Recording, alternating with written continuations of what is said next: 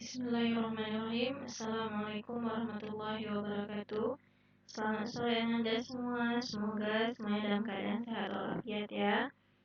Dan di kondisi pandemi seperti sekarang ini, jangan lupa untuk senantiasa mematuhi protokol kesehatan ya.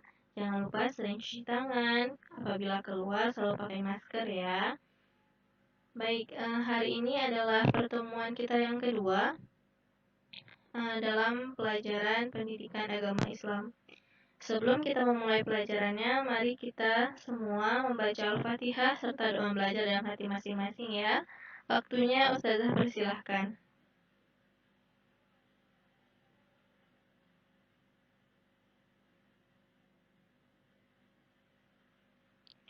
Baik, semoga semuanya sudah membaca Al-Fatihah dan doa belajar. Kita hari ini akan memasuki bab baru, yaitu sikap ikhlas, sabar, dan pemaaf. Jadi, perilaku ikhlas, sabar, dan pemaaf sangat dibutuhkan oleh setiap manusia dalam menjalani kehidupan sehari-hari, baik dengan dirinya sendiri maupun dengan masyarakat sekitarnya. Hal ini disebabkan karena perilaku tersebut dapat membawa dampak positif terhadap keharmonisan hidup bersama yang juga berdampak pada perwujudan kebahagiaan dirinya sendiri. Nah, adapun subtema untuk pelajaran kita kali ini ada 5 subtema. Yang pertama itu membaca Quran Surah An-Nisa ayat 146, Quran Surah Al-Baqarah ayat 153, Quran Surah Ali Imran ayat 134, dan hadis tentang ikhlas, sabar, dan pemaaf. Yang kedua, ada kandungan Quran Surah An-Nisa ayat 146, Quran Surah Al-Baqarah ayat 153, Quran Surah Ali Imran ayat 134, dan hadis tentang ikhlas, sabar, dan pemaaf. Dan yang ketiga ada perilaku ikhlas, yang keempat ada perilaku sabar, dan yang kelima ada perilaku pemaaf. Nah, kita langsung masuk yang pertama ya, Ananda. Yang pertama yaitu poin A, membaca Quran Surah An-Nisa ayat 146, Quran Surah Al-Baqarah ayat 153, Quran Surah Ali Imran ayat 134, dan hadis tentang ikhlas, sabar, dan pemaaf. Yang pertama ini ada Quran Surah An-Nisa ayat 146. Ustazah akan bacakan ya. A'udzu billahi minasyaitonir rajim. Bismillahirrahmanirrahim. Illal ladzina tabu wa aslahu wa'tasamu billahi wa akhlasu dinahum lillahi faulaika ma'al mu'minin. Fasawfa yu'tillahul mu'minina ajran 'azima. Yang artinya, kecuali orang-orang yang bertaubat dan mengadakan perbaikan dan berpegang teguh pada agama Allah dan tulus ikhlas mengerjakan agama mereka karena Allah, maka mereka itu adalah bersama-sama orang yang beriman dan kelak Allah akan memberikan kepada orang-orang yang beriman pahala yang besar. Yang kedua ada Quran Surah Al-Baqarah ayat 153.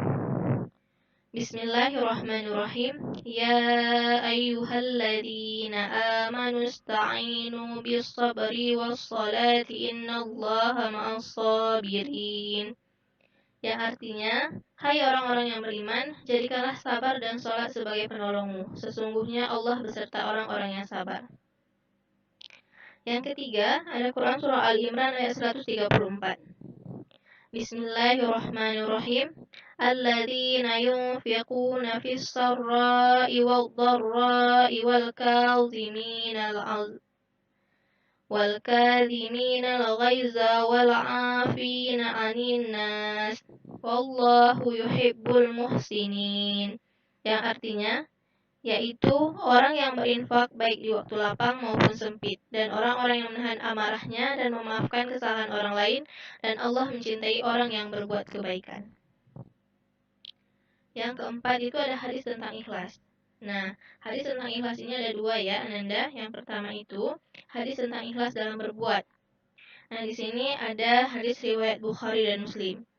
Nah, untuk Ananda semua, silahkan hadisnya dicatat ke dalam catatan ya, beserta semua materi di atas. Ustazah akan bacakan artinya.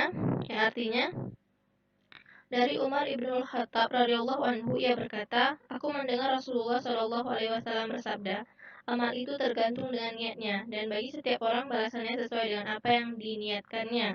Barang siapa berhijrah dengan niat karena Allah dan Rasul-Nya, maka ia mendapatkan balasan hijrahnya kepada Allah dan Rasul-Nya.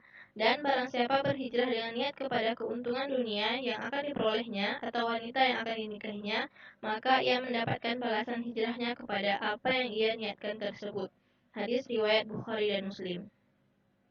Yang kedua, hadis tentang ikhlas dalam berjihad atau beribadah. Artinya, dari Abu Hurairah radhiyallahu anhu, dari Rasulullah shallallahu alaihi wasallam bersabda, tidaklah sedekah itu mengurangi harta, dan tidaklah Allah menambah bagi seorang hamba dengan pemberian maafnya kepada saudaranya, kecuali kemuliaan di dunia dan di akhirat. Serta tidaklah seseorang merendahkan diri karena Allah, kecuali Allah akan meninggikan derajatnya di dunia dan di akhirat. Hadis riwayat Muslim. Yang kelima, ada hadis tentang sabar. Ini hadis riwayat Muslim ya, Ananda, yang artinya sungguh menakjubkan keadaan seorang mukmin. Seluruh urusannya itu baik. Ini tidaklah didapati kecuali pada seorang mukmin. Jika mendapatkan kesenangan, maka ia bersyukur, itu baik baginya. Jika mendapatkan kesusahan, maka ia bersabar dan itu pun baik baginya. Satu lagi, ini adalah hadis tentang sabar, yang artinya dari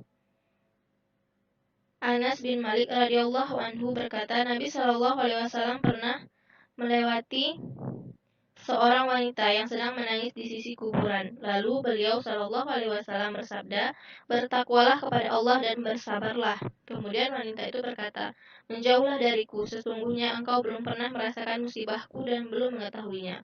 Kemudian ada yang mengatakan pada wanita itu bahwa orang yang berkata tadi adalah Nabi Muhammad Shallallahu alaihi wasallam.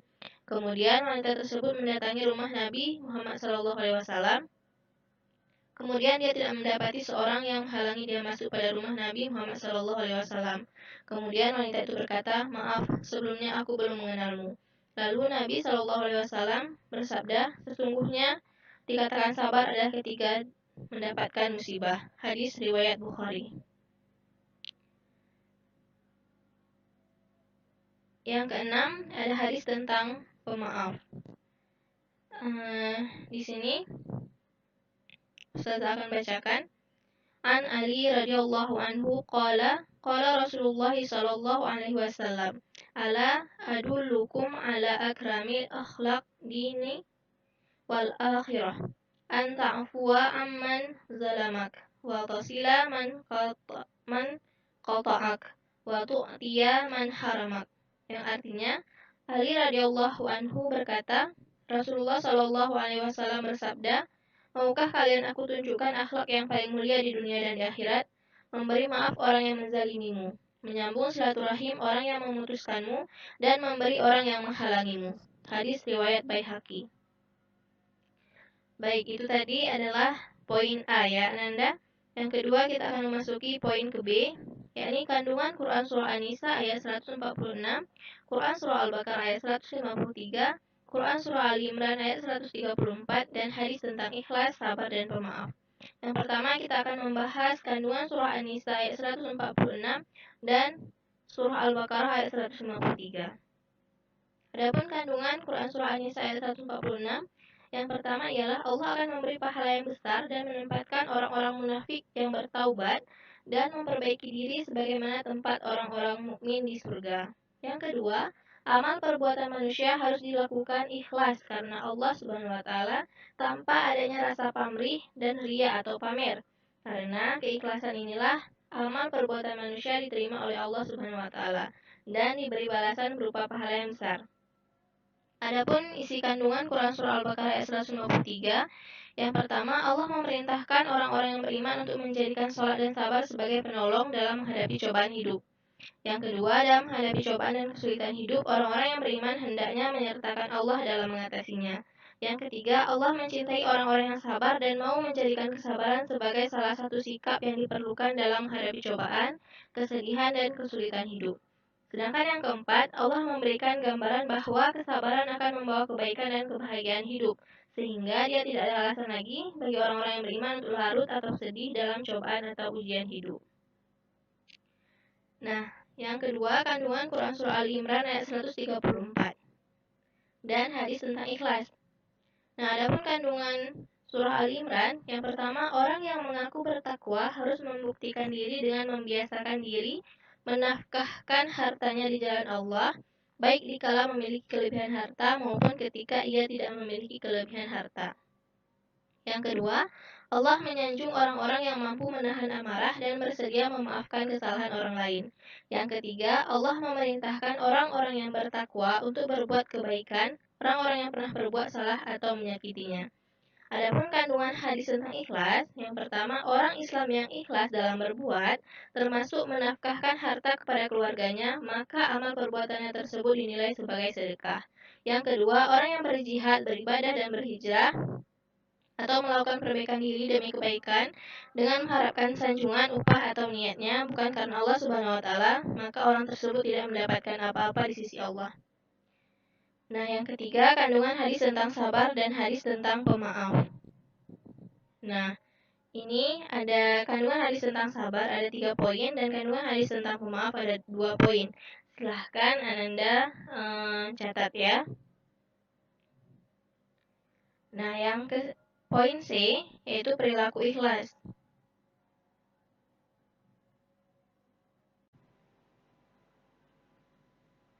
Ikhlas menurut bahasa adalah tulus hati, membersihkan hati, dan memurnikan niat. Sedangkan menurut istilah, ikhlas dimaknai mengerjakan amal ibadah dengan niat hanya karena Allah Subhanahu wa Ta'ala, dengan tujuan untuk memperoleh ridhonya. Dengan demikian, ikhlas dapat dimaknai sebagai membersihkan amalan dari keinginan mencari perhatian manusia. Niat yang ikhlas adalah kunci diterimanya amal ibadah manusia. Niat yang baik akan menjadi awal bagi perbuatan baik. Niat ikhlas akan mengantarkan pada perbuatan yang ikhlas pula. Niat ikhlas juga akan menjauhkan kita dari sifat riya.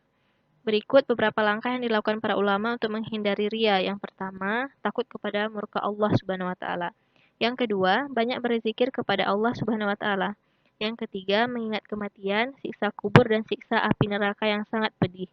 Yang keempat, dan lain-lain ya, Ananda masih banyak contoh-contoh cara menghindari riya. Selanjutnya, ada poin D atau poin keempat yaitu perilaku sabar. Nah, perilaku sabar ini ada 4 ya, ada 4 poin. Yang pertama itu sabar dalam menjaga diri dari perbuatan yang dilarang oleh Allah Subhanahu wa Ta'ala. Yang kedua, sabar dalam menahan kesusahan menghadapi hidup, musibah, cobaan, dan penderitaan. Yang ketiga, sabar dalam menjalankan perintah agama karena tekanan dari orang lain maupun penguasa yang zalim. Yang keempat, sabar menghadapi hambatan, ujian, dan rintangan dalam mencapai keinginan dan cita-cita. Nah, ini adalah poin terakhir ya, atau poin kelima, atau poin E, yaitu perilaku pemaaf. Nah, meminta maaf atas kesalahan yang telah diperbuat adalah perbuatan yang hampir semua orang dapat melakukannya. Akan tetapi, menjadi orang yang dapat memaafkan kesalahan orang lain yang telah menyakiti, menghina, menzolimi, mengecewakan, atau menipu kita, tampaknya sangat jarang yang mampu dapat melakukannya. Orang yang mau memaafkan kesalahan orang lain, maka dalam hidupnya baik di dunia maupun di akhirat akan dimuliakan oleh Allah Subhanahu wa Ta'ala. Mengapa demikian? Ya, karena orang tersebut telah merelakan diri untuk melepaskan atau melebur sifat marah dan dendam yang merupakan sifat setan atau iblis. Islam mengajarkan umatnya untuk saling memaafkan. Islam tidak pernah mengajarkan tentang kekerasan kepada umat lain atau agama non-Islam. Sifat pemaaf lahir dari jiwa dan hati yang tenang. Jiwa dan hati yang tenang ini dapat terwujud apabila diisi dengan iman dan takwa. Nah, mungkin hanya itu penjelasan yang dapat Ustazah jelaskan. Harapannya untuk Ananda semua dapat mencatat semua materi ini ke dalam buku catatannya. Apabila ada yang kurang jelas, boleh langsung menghubungi Ustazah. Sekali lagi, Ustazah ucapkan terima kasih. Wassalamualaikum warahmatullahi wabarakatuh.